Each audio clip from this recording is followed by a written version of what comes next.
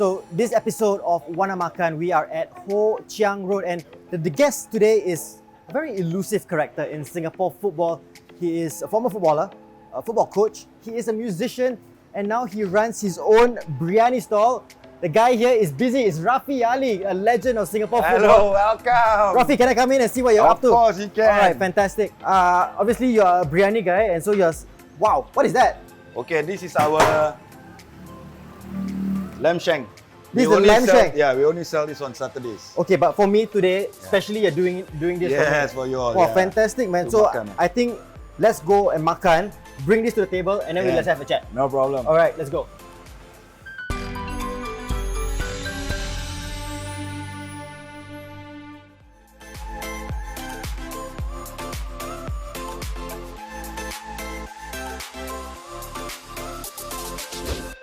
Oh my god, what a spread we have here. Star of the show is this lamb shank biryani. Yes. But what else do we have here, Rafi? Okay, this one, you know, as usual, lontong, nasi lemak we have. Then this is the signature bergedel. Signature one, This okay. one is my request from him, because I like soto hitam, so Okay. I say you must cook. Okay, so And then our coffees. yeah. So Yeah. I got the teh. You got the teh tarik, and this Yeah. is you said this is special. Special coffee ice. They all do. They shake, you know, they put inside the thing. It's like a cocktail almost yes. shaker. So they shake it. Nice, it's very nice, very nice. Fantastic. So these are all from stalls, not from all your stalls, but No. stalls within the Ali Nachia Eating Yes, House, yes, right? yeah. So Ali Nachia is your father, basically, and he My started this father and eating. my mother's name. Yeah, they put it together. So Yeah. that's how it all started for you. Yes. Actually, my father started only a shop, Okay. Ali Nachia Biryani. Okay. So we were from railway station. Well, maybe we were there 10, 15 years ago. Okay. And then we moved to a coffee shop at the second floor here. Then January we came here. Yeah. So this coffee shop was run by a Chinese foods. So we are the only Muslim food, which is right at the back there. Okay. Where now is our cooking area. Yeah. Then during the COVID, we have to stop. Yeah. So during the COVID, the owner here, the Chinese owner, wanted to leave. So the landlord called us, say, want us to stay here. They says, so he offered us this place where to run the shop and stuff like that. So spoke to my friend, go we have some friends and stuff. It just falls into place, you know. And then that's how this Ali Nachia Eating House starts. Is this your first proper foray into the food business, or were you always We behind have the been scenes? doing, for me, Yes. I mean, I've always been behind the scene because since time playing, and I only help my dad during my school days when we do catering for weddings. Okay. After that, when I start football, a bit difficult.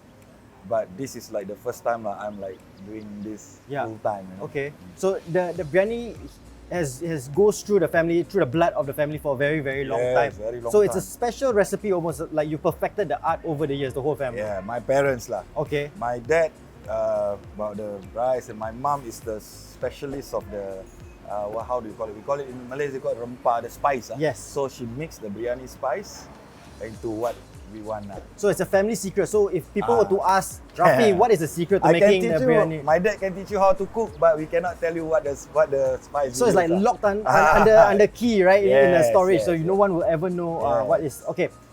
So is it possible to get everyone in? I think we want to introduce everyone to come, and then we can take a selfie or something like that. To get everyone involved in this No this problem. program. Yep. Okay, Rafi. So we have the whole crew here at the moment. Yeah. Who played a part in all of this Yes. goodies on the table. So can you introduce who is who? Okay, first is our Madonna. We call her Madonna here, you know, because she's the she's the makcik who makes all the kuih. This is Den Safari, a very well-known musician in Singapore, Malaysia. He inherited the families from his mother's late mother. They did their business in Tekka Market. Tekka Market about 35 Okay. years. My brother, the one that runs the coffee store. Okay. Everything. This one is the we call him Santa Claus. He makes the coffee. Also another musician. You're the one that's doing the shaking, is it? Okay. Because you know, like he likes, you know. So most of us are musicians and we are close friends. I known him for 20 over years. So we talk, we sit down, and then somehow or other, we didn't plan actually. I think God tell us, hey, meet. Then we sit down, we talk one day how this thing open, then can, okay, all go. And what is it like working with like friends basically every single day? We laugh most of the time because we got Madonna, so every day we got song, you know. So all of us come and have fun. The most important thing is to have fun here. And then a lot of people come here, they like the ambience. They say, you're very friendly. You know lah, me, you know, we just like to laugh and joke. So that's what we do here all the time.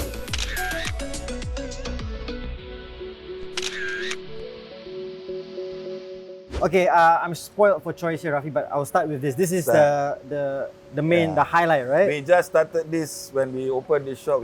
Also a coincidence, somebody come and asked me, anything special for Eve of National Day? Yeah. I said, okay, we do lamb shank biryani. And then became a popular dish. So this wasn't on the menu until recently? Yes.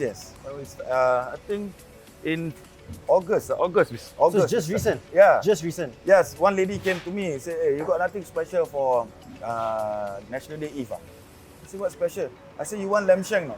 You got lamb shank? I said, yeah, we can do for you lamb shank. Then she ordered 33 lamb shank. So this one, every Saturday sold out. Wow. Every Saturday sold out. So, okay lah, happy lah for us. I can understand why people come for this. It's really, really good. Yeah. It's really, really good. You know, you were mentioning earlier on that you're happy-go-lucky. Yeah, you like to have fun. Yeah. But on the football pitch, you were never like that. You were the exact opposite. Your daughter is here, overhearing us, and you know, you were a real hard man. You were, I would even say, nasty at times. Was that just a persona that you had on the football pitch? No, because, probably because I grew up in an era where football is not like now, the football, you know. Football those days, they either you break your leg or you have to, you have to learn how to protect yourself. Yeah. And I'm also very protective. Okay, I think it's my weakness, very protective of my teammates. So whenever my teammates get hit, I'll be the first one to go. So it becomes, after a while, then I realized, I say, okay, cannot let them, they have to protect themselves. So growing up that way, I got a lot of injuries young time. I break my wrist and stuff. So from there, we have to, and the coaches say, you must be tough when you play. You need to be tough. You have to be able to take some nasty tackles. We also have to give some nasty tackles. And coaches say, you must be tough. Sorry to say, kids, now this generation, play at that point of time, finish.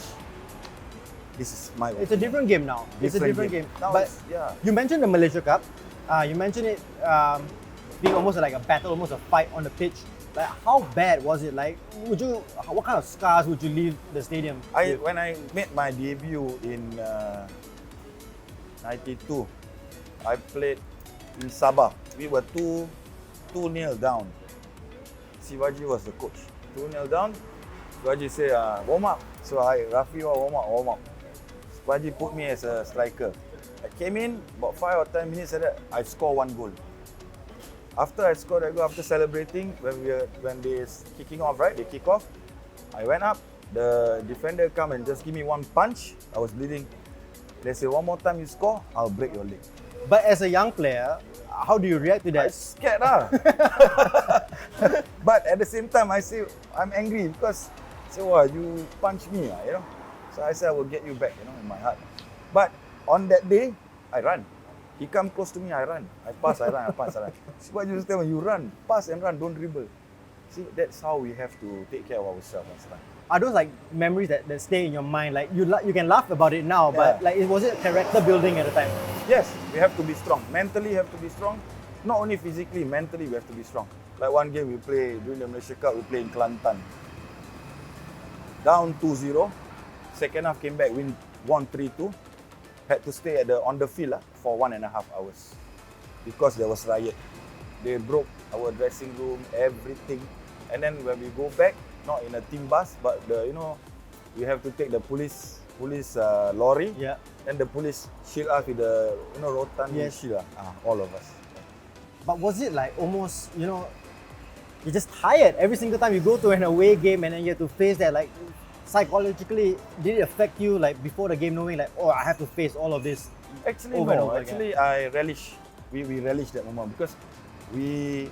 When you go to a stadium, we go to Kota Baru. Stadium is full, right? And then when you were losing, then after that when you win, the stadium silence, you know.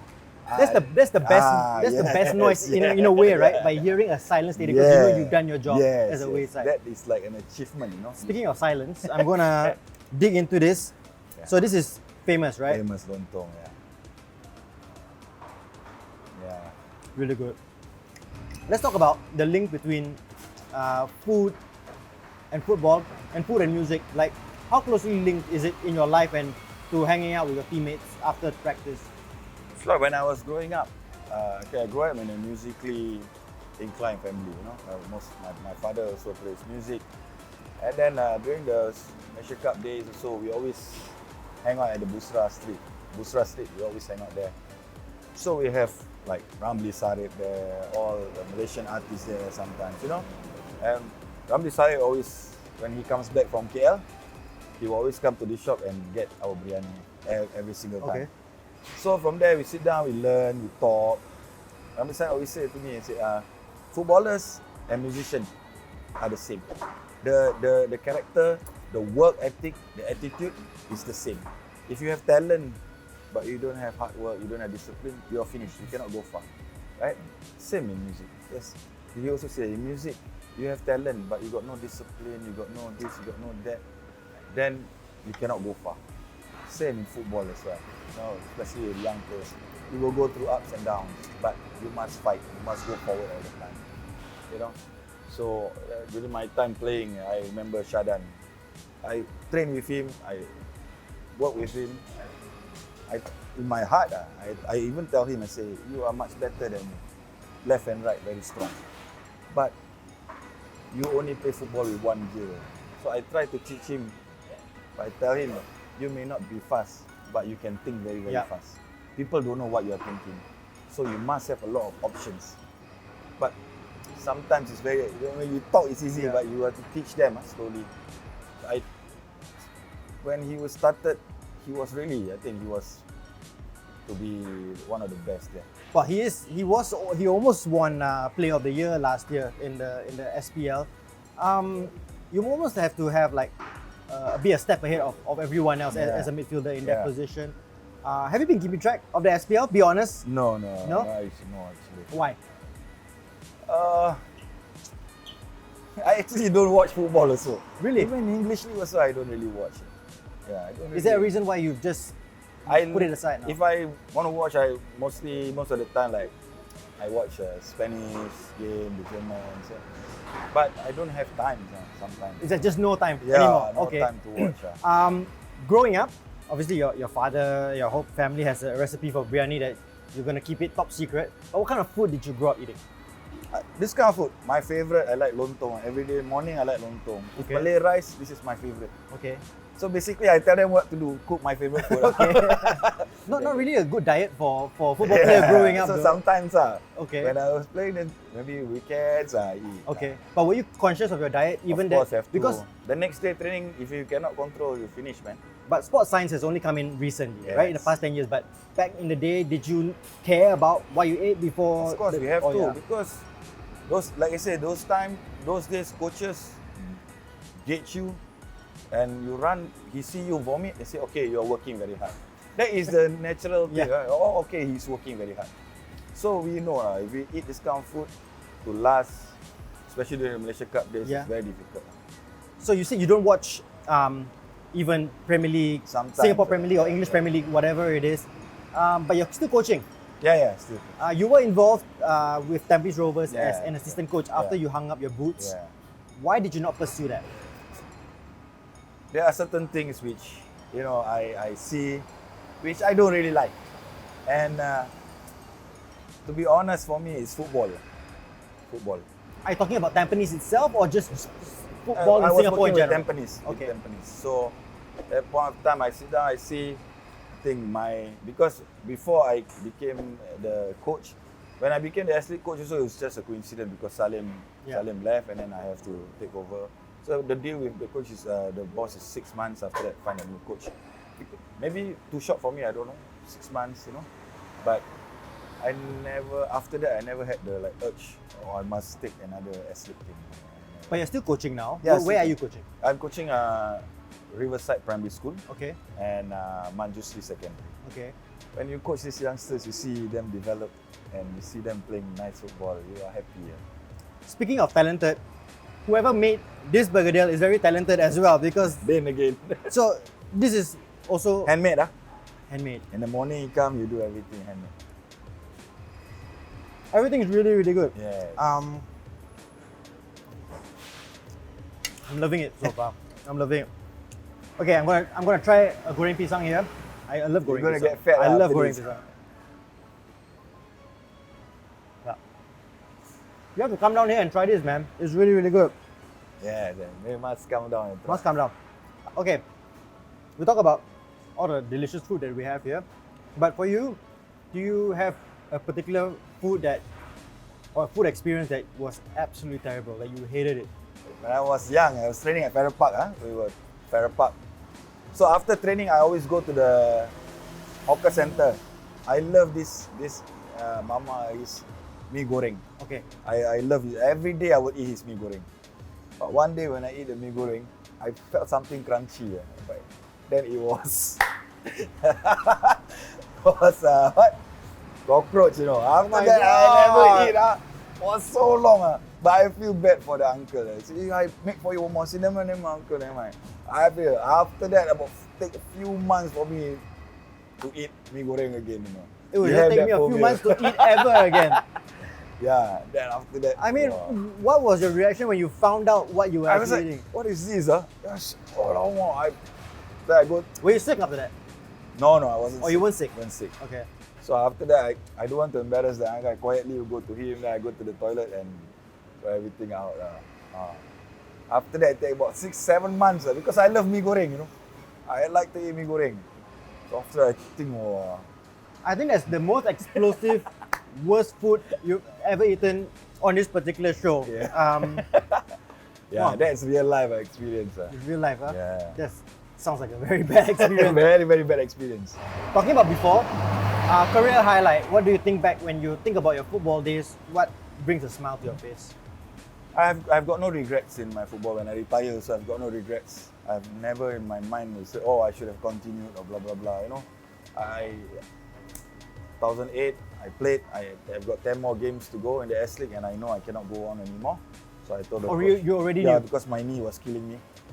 So I told the coach, I said, I cannot go on anymore. The next day, I called the doctor. And a few days later, I went for my knee surgery. And that's that. But going into the senior level, I think the sweetest memory, apart from the Malaysia Cup, is the 98 Tiger Cup Yeah. squad. Purely because we went through a lot of difficult times during that time. Because, you know, nobody gave us a chance. Yeah. I still remember. I remember that, yeah.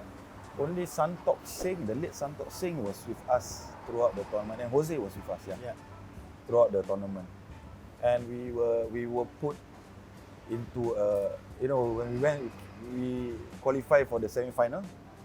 All the other teams are in 5-star hotel, but we were put in 3-star hotel. You know, so it's kind of sad actually, Yeah. you know, because you represent your country. You know that.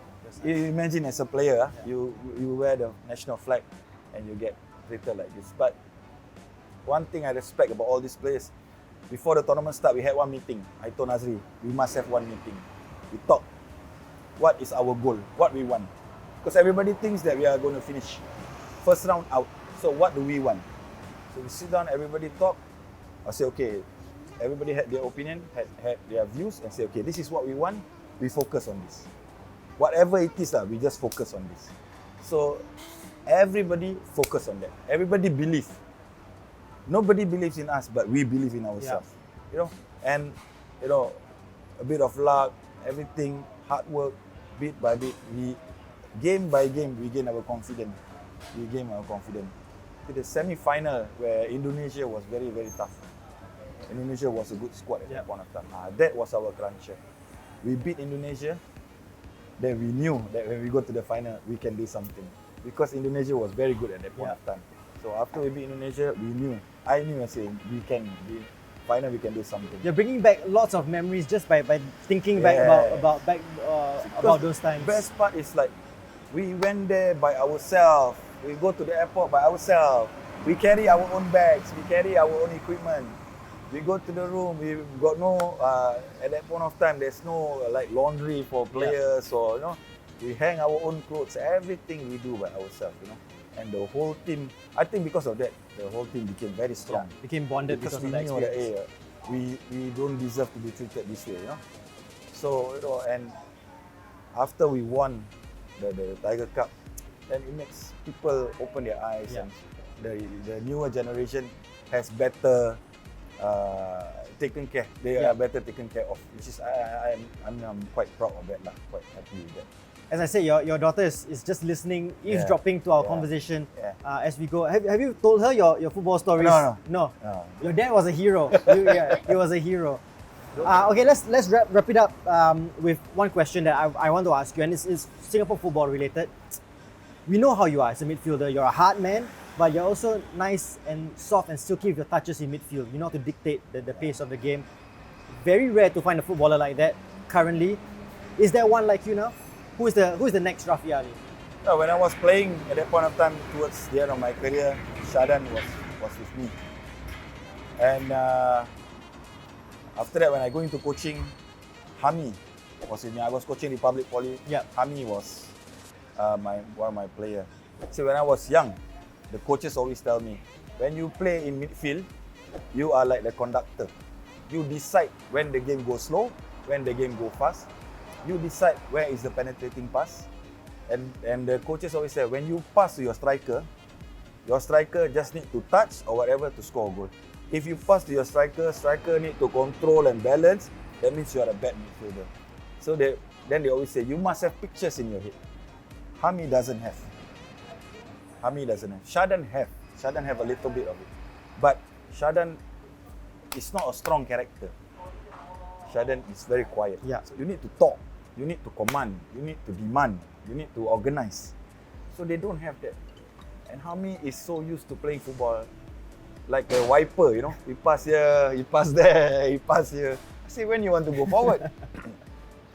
So, you know, and sometimes when we train, when I play, he plays, and he looks at me like I've done some magic. Yeah.